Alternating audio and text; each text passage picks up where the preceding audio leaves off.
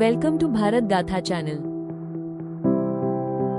कल्पना कीजिए एक ऐसा साम्राज्य जिसने पहली बार लगभग पूरे भारत को एक ध्वज के नीचे जोड़ दिया, जहां एक साधारण युवक बन गया भारत का सबसे शक्तिशाली सम्राट। ये कहानी है मौर्य एम्पायर की। 326 BCE जब विदेशी आक्रमणों से भारत कमजोर हो रहा था, तभी एक महान गुरु ने जन्म दिया एक ऐसे योद्धा को जो इतिहास बदलने वाला था। उस गुरु का नाम था चाणक्य और उस योद्धा का नाम था चंद्रगुप्त मौर्य। चाणक्य की नीति और चंद्रगुप्त की शक्ति ने मिलकर नंदवंश को समाप्त कर दिया और शुरू हुआ भारत का सबसे महान साम्राज्य। उत्तर में हिमालय से लेकर दक्षिण के विशाल क्षेत्रों तक, पश्चिम में अफगानिस्तान से लेकर पूर्व में बंगाल तक मौर्य साम्राज्य का परचम लहराने लगा। फिर आया एक ऐसा सम्राट जिसका नाम सुनकर दुश्मन कांपते थे, अशोका। कलिंग युद्ध, लाखों मौतें और फिर एक ऐसा परिवर्तन जिसने इतिहास बदल दिया।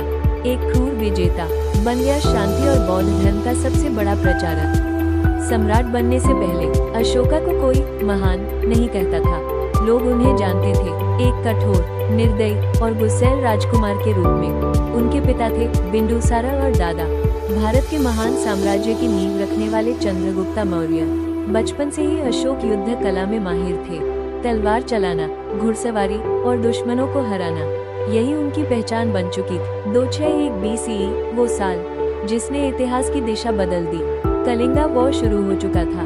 धरती खून से लाल थी, हर तरफ चीखें थी, हर तरफ सिर्फ मौत। 1 लाख से ज्यादा लोग इस युद्ध में मारे गए और जो बचे उनकी जिंदगी भी बर्बाद हो चुकी थी। अशोक इस सब को अपनी आंखों से देख रहे थे और यहीं से एक क्रूर सम्राट की कहानी बदलने वाली थी। उस भयानक दृश्य के बाद सब कुछ शांत हो गया, लेकिन अशोक के भीतर एक तूफान उठ चुका था।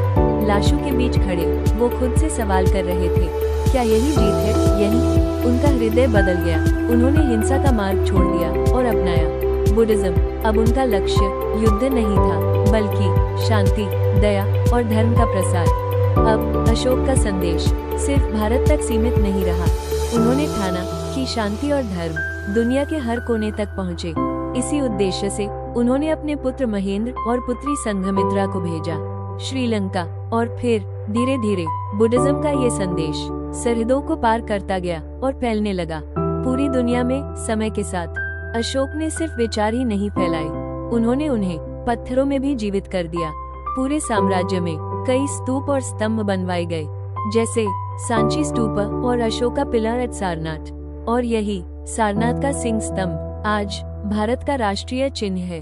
एक ऐसी विरासत जो सदियों बाद भी उतनी ही मजबूत खड़ी है। 232 BCE इतिहास का एक महान अध्याय समाप्त हो गया। अशोका द ग्रेट अब इस दुनिया में नहीं थे, लेकिन उनकी सोच, उनका धर्म और उनकी विरासत आज भी हमारे बीच जीवित है। एक ऐसा राजा जो कभी अपनी क्रूरता के लिए जाना जाता था, लेकिन समय ने उसे बना दिया इतिहास का सबसे महान सम्राट।